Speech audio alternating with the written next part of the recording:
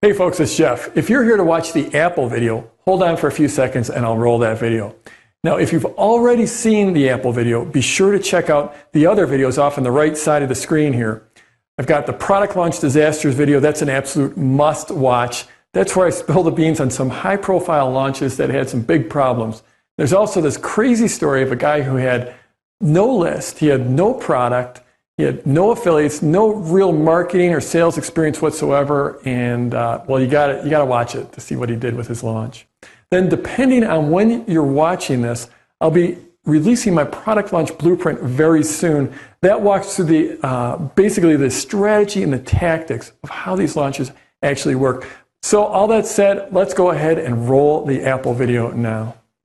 Now, today I want to talk about a $1 billion launch and what that $1 billion launch has to do with us, the little guys. Now, normally I'm more interested in teaching entrepreneurs about product launches, but I thought it'd be pretty interesting to look at how a really big company that's really good at product launches does it. Now, you might have heard about this small little product launch for this company called Apple. They just released the newest version of their iPhone, and they generated a huge number of sales. Well, actually, they generated a huge number of pre-orders. You can't even get the phone yet, and they've got people going crazy pre-ordering the phone. The funny thing is, Apple does launches just like we do launches, just like I teach with the product launch formula. They basically create a huge amount of anticipation ahead of time. They rely on this formula. It's basically the same formula that we use in product launch formula. Let me show you what that is. It's S plus E equals A. So what that stands for is sequence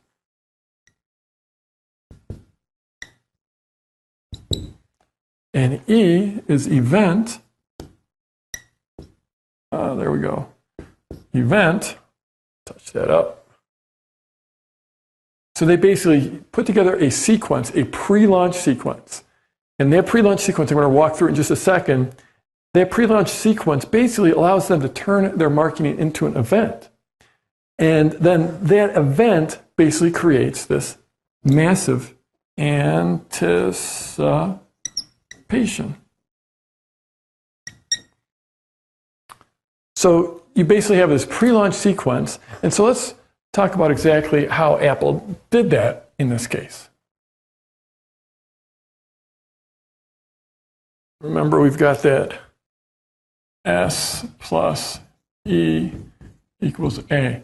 So if you take a look back, basically what happened was back around December or January, we had the initial, let's call it January, we had the initial buzz.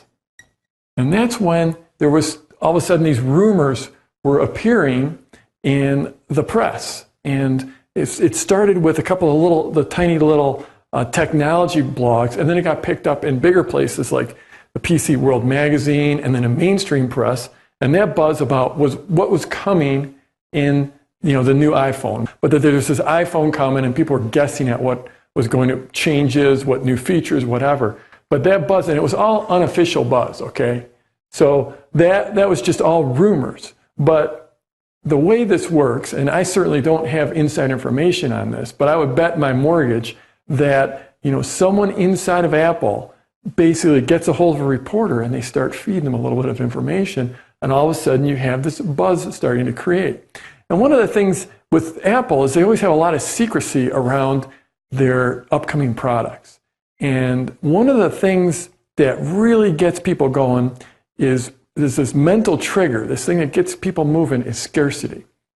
When there's less of something, people want it more. And one of the most powerful forms of scarcity is actually scarce information about scarce resources. So in this case, people are going crazy about just these early rumors, these early Apple rumors, because the information is so scarce. It drives this thing in people where they get nuts about it and they start talking about it. So you had about several months of this buzz going on, and that led up into April, okay? And what happened in April? There was the lost iPhone. All of a sudden, this phone was found like in some bar in California, and someone sold it to someone else, And it was this big chain, and it ended up in the hands of one of the top technology websites, or rumor sites. And we don't know. I mean, we don't know if that was intentional or not. I'm guessing the conventional wisdom is that Apple did not want that phone to get out, that it was not intentional. I'm totally willing to believe that. But that created a massive amount of buzz, and it ended up being very, very similar to the phone that was eventually released, and that created an insane amount of buzz. Both the idea that this thing was lost, that it was found, that there were lawsuits around it, but also about the device itself. So that really fed into the buzz. Again, probably not intentional. I don't know if it was or it wasn't, but if it wasn't, it sure was a cool thing to do in terms of creating buzz.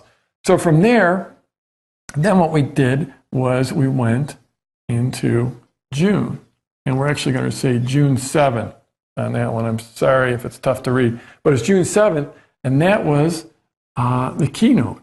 And Steve Jobs gave a keynote address to very big, the WWDC, this developers conference, is a 2-hour keynote, and that's where he really premiered what was going to be in the new iPhone. So this is still about 8 days before they were going to start pre-orders. So this created a huge amount of buzz. Then they took the video of that event and they stuck it online and they made it available for download. That's basically the same thing that we tend to do in the product, with our small little businesses in the internet marketing world. Is we put out these videos, we let people look at the videos. So Steve basically introduced the iPhone still a full week before you're able to order. Then a couple days, some pretty minor things after that. I think it was, here we had a couple of press releases, one on I think June 11 and one on I think it was June 14th. And these press releases was like Walmart was going to carry the iPhone, and then Best Buy was going to carry the iPhone. So these are pretty minor, but it's a way to keep the iPhone in front of the press and get people talking about it. So again, pretty minor. This is the real sequence. And then it basically led into pre-orders on, I'm pretty sure it was 7/15. And so this whole sequence just built buzz. Now, one of the things that helped build the buzz is, Apple puts out great products, and the iPhone is a truly revolutionary product. But what happened here was they took pre-orders. Again, people couldn't, it's not like they could walk in and buy them and they walked away with something in the hand. They had to put in credit card numbers on websites, and then get a promise of sometime in the future this thing was going to be delivered. They sold 600,000 units. 600,000 units. When the last time they rolled out a new iPhone, they sold about half as many. If you look at the numbers, it's tough to do an apples to apples comparison, but this launch, they've sold so far, it looks like they're selling twice as many. And it's because of the sequence. It's also because of this thing that we call, where am I going to write this down? We call stacking. So with stacking is basically where you go from one launch to the next launch, and they tend to get bigger and bigger because you build the sequence, you sell a great product, you've built interest, and the next time around it gets a lot bigger. And we see this in the internet marketing space over and over again, the launch stacking. You build your list with a launch, you do a great launch, you put out a great product, the next time you do a launch, you have the momentum and the list from that last launch. So that is stacking. Another important thing here is what we call this SPOF.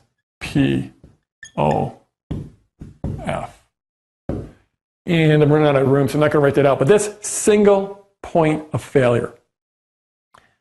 In other words, they don't just hold off and then one day they run a Super Bowl ad and they try to sell the iPhone, right? Because you do that, that's a single point of failure. If the ad doesn't work, or it's a bad day to launch your product, or something like that, then if one thing goes wrong, that's a single point of failure. What they're doing here is they're building the anticipation and buzz as they walk through their entire launch process. So by the time they get here, it's going to be a slam dunk. It's just an automatic.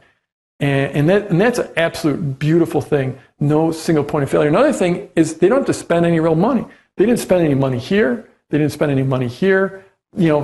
certainly Steve Jobs' keynote address, they spent some money on that, but still not like they're flooding the airways with tons and tons of ads ahead of time. It's just the press and the public and the blogs are doing all this buzz building for them, and all they're doing, we can't even call this pre-launch content what they're doing. So it's a really beautiful thing. Now, in the internet marketing space, what we'll typically do is we'll do some pre-launch content. And then we'll do some more pre-launch content. And then we'll do some more pre-launch content. And then we'll come down and we'll either have a sales letter or a sales video or a shopping cart. So the pre-launch content can be it's just basically cool content that provides value. And a lot of times people doing this is Apple here. And here is product launch formula. Some slight differences, but a lot of times we're using this, and we can use this to sell widgets. You can use this to sell all kinds of things, but most people are selling either information or services or some type of a membership site. It could be a home study course. It could be online videos. It could be online content. It could be an online service, an offline service. Some people use it for widgets. Like we had someone do it really well with marching bands accessories, multiple launches about marching band accessories like gloves and batons and everything that people in marching bands use. So you can use it for physical products. So the great thing with informational product is that you can give out some great content. So if you're teaching people how to play guitar, give them some content about playing a guitar, and then you give them some more content. It's important to have cool content. The content can be video, it could be audio, it could be software, it could be a webinar or a teleseminar. It could be any number of things, but you basically deliver great content, great value. Down in your third piece, that tends to be something of a transition. You're still providing value, but you're starting to transition into telling people about what you're actually going to be selling them. Again, you get the benefit of that there is no single point of failure. You're not just all of a sudden dumping people on a sales letter and hoping that sales letter is going to make a sale, or hoping the sales video is going to make a sale, or dumping people into your shopping cart and hoping you're going to make a sale. What you're doing is you're building interest and anticipation as you move through this launch by giving them cool stuff and giving them value. And it's basically the exact same thing that Apple does. Now, here's the really shocking thing that not very many people know about at all. And that is that there's actually a hidden link here between Apple and product launch formula. Now, I have to be a little bit careful about exactly what I say here, because Apple they are big on the whole secrecy thing, and there's all kinds of non-disclosure agreements if you're going to work with them at all. But I can tell you this, Apple is getting advised at the very, very highest level by someone who's very familiar with product launch formula. Now, I'm not saying that Steve Jobs is sitting around studying product launch formula, logging into the website, checking out the videos. But let's just say that Steve Jobs and Apple, well, they're really good at product launches, and they're definitely getting advised by someone who knows product launch formula inside and out. So there's definitely this hidden link here, and I think that's sort of cool. And actually, if you look at the way we do things, you can see the similarities. So really the question is, who's mimicking who? Are we copying them or are they copying us? I'd love to know what you think. Let me know in the comment section down below. And be sure to check out the other videos in this series. They're all going to be up here on the right side of your screen.